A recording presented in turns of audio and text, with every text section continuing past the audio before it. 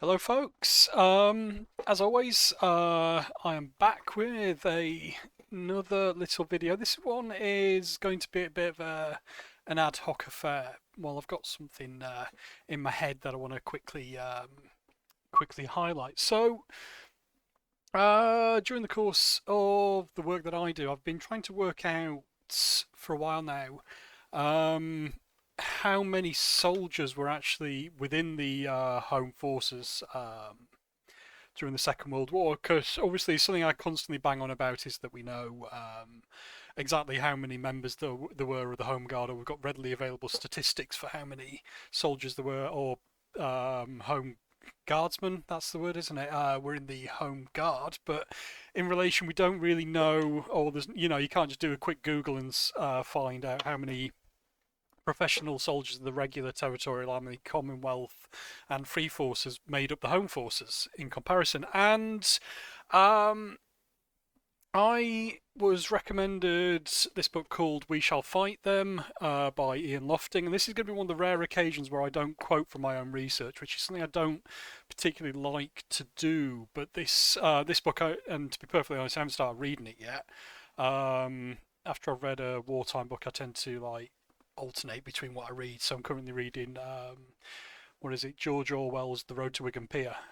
So rather than just constantly reading war books, I like to split things up. And I got this a couple of months back, and yeah, I've just had a quick flick through now, and there's some absolutely fantastic stats in here. So it's clearly a well-researched book by the look of it. Unfortunately, it doesn't provide references, which is a bit of a negative.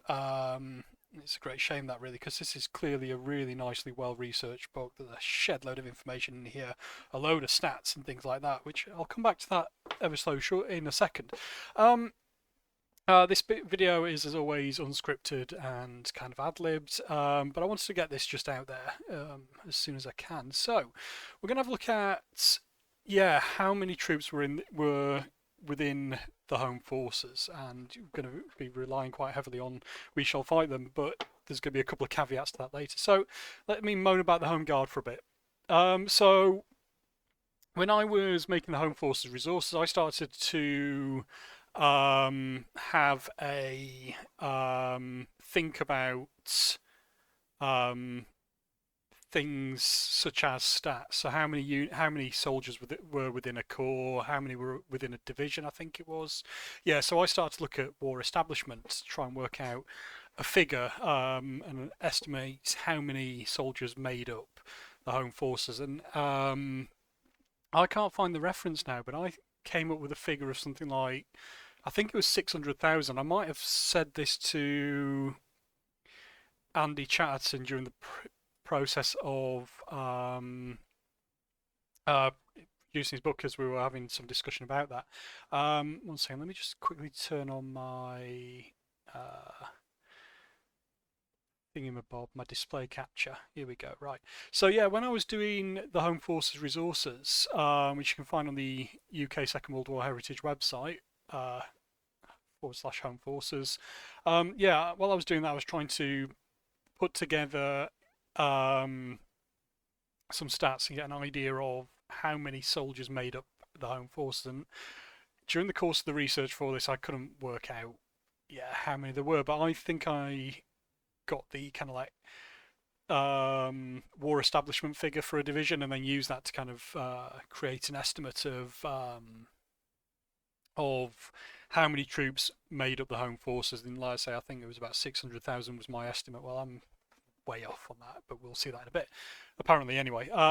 So yeah, just in comparison, using the Imperial War Museum's website, which has a page that focuses on the home guard, but makes no mention of the home force and the regular and territorial army. And this little article, which is probably going to be something that, or this web page, which is probably going to be somewhat something that someone will come across, and someone with a general interest will find. And here you've got the usual stuff about, yeah, nearly 1.5 million men had enrolled, which always makes me wonder how many of those were actually made it into the home guard without being weeded out. The weeding out process would have got rid of a fair few of them for example. So yeah, we've got this figure of 1.5 million, and then this statement here that it evolved into a well-equipped and well-trained army of 1.7 million men, which again is quite interesting. You've also got the the big myth about them being the last line of defense, but it is in inverted commas, but that's completely untrue. It's the general headquarters or GHQ reserved for the last line of defense. In reality, you've got the mention of Anthony Eden putting out the call, which often confuses people, makes them think that Anthony Eden set up the Home Guard, or in some cases Churchill for some reason, when the reality is it was General Walter Kirk that put together the recommendation that a force like the Home Guard should be put together. So yeah, there's also, like I say, literally no mention of the regular and territorial army on this page at all, which is really quite disappointing. But again, someone doing a quick Google can find these figures of 1.5 or 1.7 million men in regards to the Home Guard. But if you try finding out the same information about the Home Forces, it's extremely difficult. And that's where, after a bit of a roundabout, rambly discussion there, that brings me back to, while I fiddle with this, brings me back to We Shall Fight Them. So in the appendix, I think it's Appendix A. Sorry, bear with me. So Appendix 7 under Miscellaneous Stats, we have a really nice table which is titled Army Command Strengths at the end of September 1940, I'm guessing. It's got to be 1940. And like I say, unfortunately, it doesn't provide a source for this. There's no reference in here, unfortunately, but in the bibliography, it does mention the National Archives documents in very broadly. But it does mention the quarterly returns of the British Army, which I'm assuming is where he's got this information from. Obviously, I might have to do a bit of detective work, so I want to try and corroborate these stats. I don't like to take things I read in books that are unreferenced off, at face value. But this nice little table, like I say, this book is absolutely jam-packed with a range of, just a vast amount of information. If it had been fully referenced, it would have been, I would have, said this is some of the best work that I've seen. Certainly up there with Dobinson's work, but Dobinson provides full references, making it easy to corroborate the information. So, anyway, rambling again. But coming back to this, so there's a really nice table in here which is titled Army Command Strengths at the end of September 1940, or assuming 1940.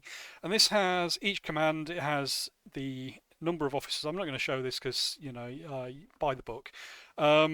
Has numbers of officers, numbers of other ranks, and that's your non-commissioned officers, so sergeants, corporals, all that, and your privates, by command and district as well. So you've also got London District, Northern Ireland District in here, and this brings you a total of, and I apologise because I'm so bad with numbers that this is probably going to get all messed up, but according to this, the number is the total number of troops within Army Commands, or the Army Command Strengths, at the end of September 1940 stood at 1,769,880 soldiers, making up those of the Army Command. But what? Yeah, and that is going to be the Home Forces, because that's all from all the commands that form the Home Forces. So that's quite a big figure. That is ever so slightly bigger as well than the Home Guard, or the numbers of men that enrolled in the Home Guard, which, if you believe those two figures that were on the Imperial War Museum website, 1.5 million or 1.7.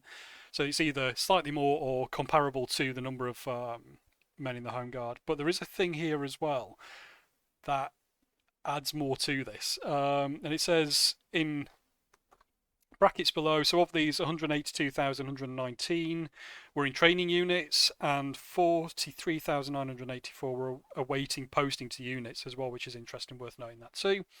But also, these figures does not include Allied or Commonwealth troops. So one thing that I've constantly banged on about is how the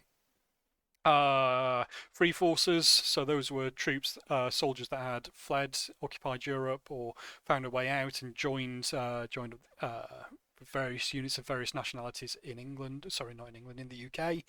And also, you also have allied nations, so things like the Anzacs, so the Australians and the New Zealanders. You also got Canadians in there as well, which were a large contingent of the home forces as well. So that figure of 1,769,880 does not include these additional soldiers of the Commonwealth or the Free Forces or allied nations, which is really interesting. But it does, on the next page here, state that there were a total of 33,600 troops by July the 27th. They're classified here as foreign army personnel in the UK. So you've got Poles, Czechs, French, Norwegians, Dutch, Belgians. Bringing a total of 33,600.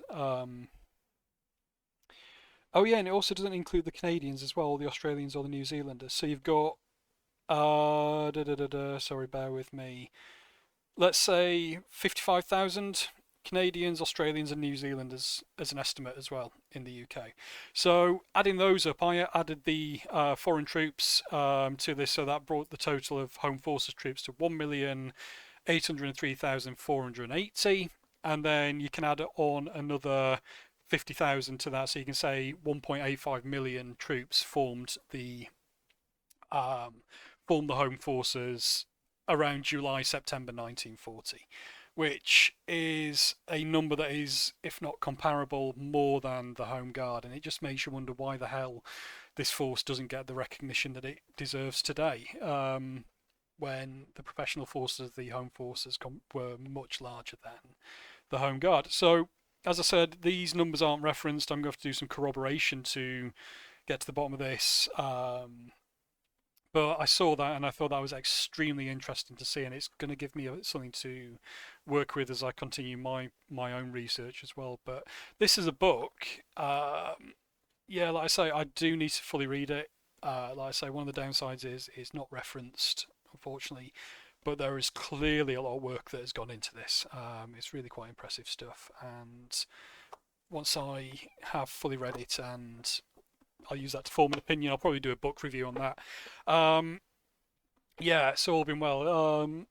Like I say, I can clearly see that a lot of work has gone into that. So, hopefully this video gives you something to think about the next time you see these mentions of, 1.5 million or 1 million Home Guardsmen. Just think that there's also close to 2 million troops of the Home Forces that do not get the same recognition today, which is just absolutely deplorable, really.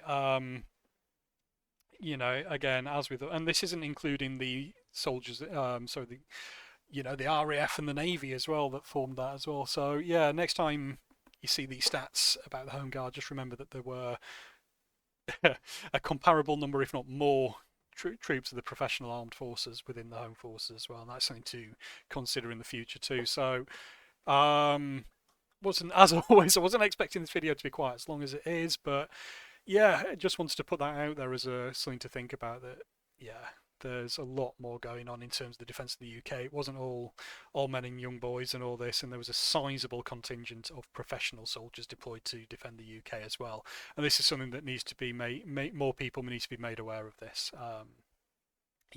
Anyway, in terms of my other stuff, I'm going to get back on with finishing off the invasion threat video, which will come in the next couple of months. I've got a lot on at the minute, but as we'll see. Anyway, I thought you'd enjoy that, and thank you for watching as always. I shall see you later, and goodbye.